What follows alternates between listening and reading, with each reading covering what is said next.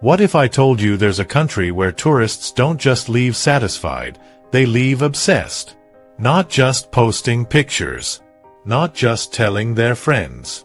Actually canceling their next planned holiday somewhere else and booking a return flight before they've even landed home. That country is Malaysia. And in 2026, it's about to become the most talked about travel destination on the planet. But wait, before we get into it, please subscribe so you never miss out on any of my essential content. Comment, "I subscribe," below and I will personally welcome you to our community. With that said, let's get started. Here's what nobody tells you about Malaysia. The tourists who visit once and never return? They barely exist. The repeat visitor rate here is one of the highest in Southeast Asia, and there are specific, documented, almost scientifically provable reasons why. This isn't random loyalty. This isn't just pretty beaches. There is a formula behind Malaysia's magnetic pull, and once you understand it, you'll realize why missing this country in your 2026 travel plans would be a genuine mistake. Let's start with the one thing that hits you first. The food. Now, I know what you're thinking. Every travel video says the food is amazing. But I want you to imagine something specific. It's 7 a.m. You're standing in an open-air hawker center in Penang. The air smells like charcoal smoke and coconut milk and something frying in a wok that has been seasoned by decades of use. A plate of char kway teow arrives. Flat rice noodles, prawns, egg, bean sprouts, dark soy sauce, and it costs less than $2. You take one bite. And something happens that you don't entirely expect. It's not just that it tastes good. It's that it tastes like nothing you've ever had before, and simultaneously like something you've been craving your whole life. That is not poetic exaggeration. That is the documented, repeatedly reported experience of first-time visitors to Malaysia. A 2022 YouGov survey found that 78% of tourists said food was their primary reason for returning to Malaysia. Not scenery. Not shopping. Food. CNN Travel has ranked Malaysian cuisine among the top 3 food destinations in Asia consistently, and if you've ever eaten real Malaysian food, you understand exactly why. Margaret understands why. She's 67, a retired school principal from Manchester, and Malaysia was never supposed to be a destination for her. It was supposed to be a stopover, 48 hours between flights, a box to tick on her way to somewhere else. She wandered into a hawker center on her first afternoon, ordered without really knowing what she was pointing at, and sat there for 2 hours just eating and watching the world go by. She missed her connecting flight. Not because of a delay. Because she simply didn't want to leave.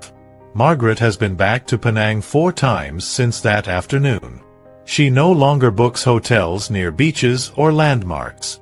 She tells her travel agent one thing: she needs to be within walking distance of that hawker center. She spends 3 weeks there every January now. Her annual reset, she calls it. The one trip a year that reminds her what it feels like to be truly present. But food is just the entry point. What keeps tourists coming back goes even deeper than taste, and science actually backs this up. Most tourist destinations give you a performance of culture. A show.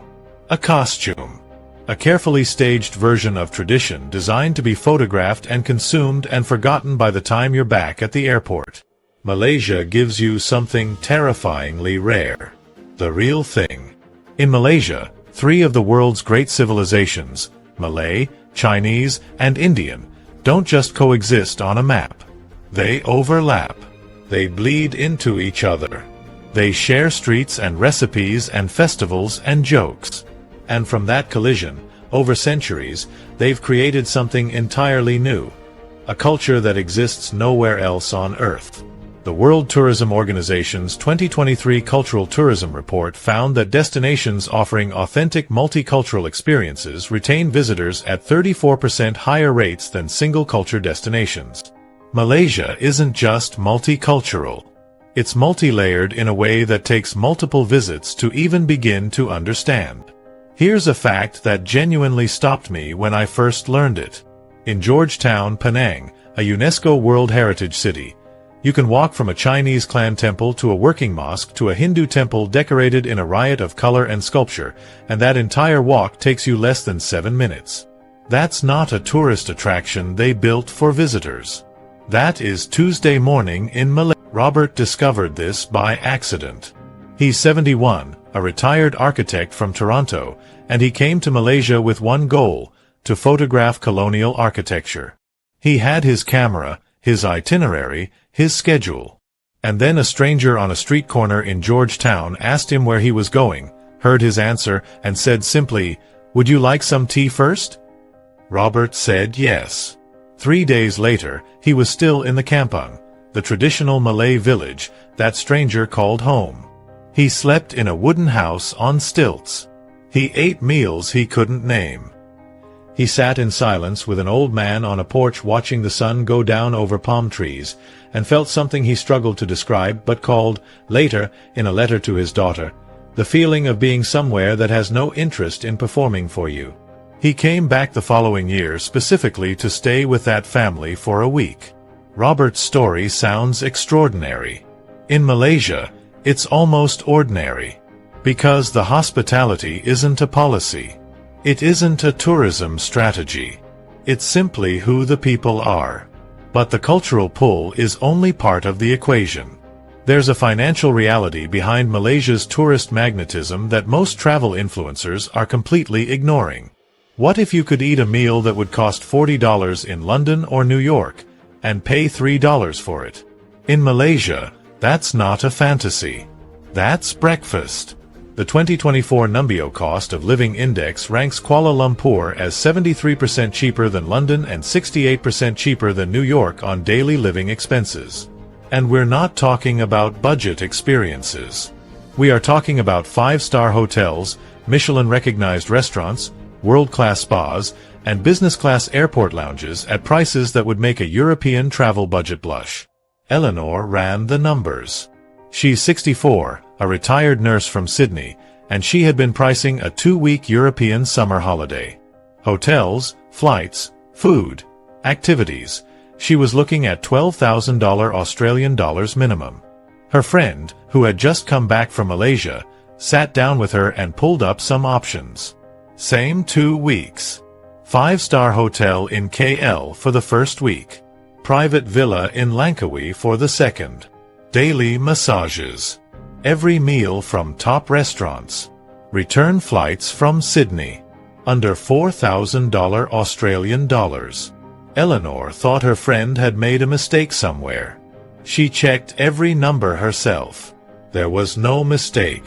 She booked the trip, went with mild expectations and genuine skepticism, and came home describing it as, and I'm quoting her directly here, "the best holiday of my life, and I've been to 34 countries." She went back 8 months later. For travelers watching this, here's the practical tip you need. The sweet spot in Malaysia is combining Kuala Lumpur with either Penang or Langkawi. You get the urban experience, the food culture, and natural beauty, without ever feeling like you're compromising on comfort or quality. Your money doesn't just go further in Malaysia. It goes into an entirely different dimension. But there's something happening in Malaysia in 2026 specifically, a government strategy that is quietly transforming the entire tourism experience, and most people watching this right now have no idea it even exists. Malaysia didn't just decide to attract more tourists in 2026. It declared an entire year dedicated to the world discovering what Malaysians already know.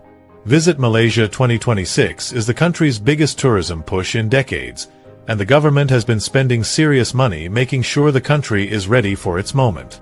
The Tourism Ministry's 2024 budget disclosure confirmed a RM1 billion allocation specifically toward tourism infrastructure, cultural programming, digital visitor experience upgrades, and showcasing parts of Malaysia that international tourists have never seen before. New connectivity. Revamped heritage corridors in Georgetown and Malacca. Expanded ecotourism infrastructure in the rainforests of Sabah and Sarawak. A national campaign to bring indigenous Orang Asli and Bornean cultures into the mainstream travel conversation for the first time. This isn't a brochure campaign. This is structural investment. Dato Azman spent 30 years helping build Malaysia's global tourism brand from the inside. He's 68 now, semi-retired, but still deeply connected to the industry. He describes 2026 not as a marketing exercise but as an inflection point. For years, he told me, Malaysia has been one of the world's best-kept secrets. 2026 is the year that secret gets out. And once it does, the prices will go up, the crowds will come, and the window to experience Malaysia the way it is right now will close. That's a man who knows the industry warning you with genuine urgency. If you've been thinking about visiting Malaysia, the time is not later. The time is 2026, before the world fully arrives. But with all this investment and all this momentum, there's one part of Malaysia that tourists discover and almost never tell anyone about. A hidden layer that doesn't appear in any guidebook. And it might be the single most powerful reason people keep coming back. You can replicate food. You can replicate architecture. You can build infrastructure and design experiences and train hospitality staff. But there is one thing about Malaysia that no country on earth, and I mean this with full seriousness, has managed to copy. The people. The Expat Insider Survey 2023 by Internations, one of the largest annual surveys of international residents and travelers, ranked Malaysia as the #1 country in the world for friendliness toward foreigners. Not top 5. Not top 3. #1. And if you've been to Malaysia, you already know this isn't a statistic that surprises you. It confirms something you felt within hours of arriving. Susan felt it within 2 hours. She's 69, a solo traveler from Dublin, and Malaysia was her first solo trip in Asia. She was nervous in the way that anyone would be. New continent, unfamiliar script on the signs, sounds and smells she couldn't quite orient herself in. She landed at KLIA, got into the city, and within 2 hours of arriving, a local family she had never met had invited her to join their dinner, driven her to her hotel, and handed her a handwritten list of their favorite places to eat, written out specifically for her. Nobody asked. Nobody was paid. Nobody was working a tourism job. They just did it. Susan had booked 10 days in Malaysia. She stayed for 3 weeks. 2 years later, she moved to Penang permanently. Not because of the weather, though she loves it. Not because of the food, though she talks about it constantly. Because of the people. The overwhelming, consistent, utterly genuine warmth that she describes as unlike anything she has encountered in 40 years of travel across 50 countries. A University of Malaya study on tourism retention from 2022 found something that should inform every travel decision you make. When researchers asked repeat visitors to Malaysia what brought them back, above scenery, above cost, above food, the #1 answer was interpersonal connection with locals. People come for the food. They stay for the culture. But they come back for the human beings. And that brings us to the final secret, the one that ties everything together. Malaysia offers something that should be physically impossible.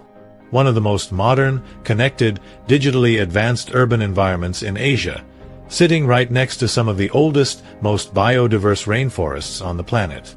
The rainforests of Borneo, in Malaysian Sabah and Sarawak, are over 130 million years old. That's older than the Amazon. These are ecosystems that evolved before the continents took their current shape, home to pygmy elephants and proboscis monkeys and wild orangutans and over 15,000 species of plants that exist nowhere else on Earth. And you can get there on a direct flight from a city with a better subway system than most of Europe. Let that fully land for a moment. In the morning, you can have a coffee meeting in a glass skyscraper in Kuala Lumpur. Fast Wi-Fi, excellent coffee, the Twin Towers visible through the window. By evening, you can be watching a wild orangutan swing through a canopy in Sabah while your boat drifts silently down a river that has been flowing for millions of years. Same day. Same country. No other destination on Earth offers that combination. For anyone watching this and planning their 2026 travel, here is the practical advice you need to hear right now. The Sabah and Sarawak corridor is still dramatically undervisited relative to what it offers. The Kinabatangan River, the Dainam Valley, the caves of Mulu. These are not hidden gems about to be discovered. They have already been discovered by those paying attention. What they haven't been yet is overwhelmed by the crowds that Visit Malaysia 2026 will bring. Book now. Go in 2026. Experience it while it still feels like a secret. Malaysia isn't keeping tourists coming back because of one thing. It's because of everything, working together at the same time in a way no other country has managed to engineer or replicate. The food that rewires your sense of what a meal can be. The culture that shows you what genuine coexistence looks like. The value that makes you question every other travel decision you've ever made. The investment of a government that knows its moment is arriving. The people who make you feel like a guest rather than a tourist. And the nature that reminds you how ancient and extraordinary this planet actually is. Malaysia has been one of the world's greatest secrets for too long. 2026 is the year the secret ends. So here's my question, and I genuinely want to know. Have you ever been to Malaysia? And if you have, what was the one moment that made you realize you had to go back? Drop it in the comments below. And if you haven't been yet, after everything we just covered, what's actually stopping you? Tell me. Because the answers might just surprise both of us.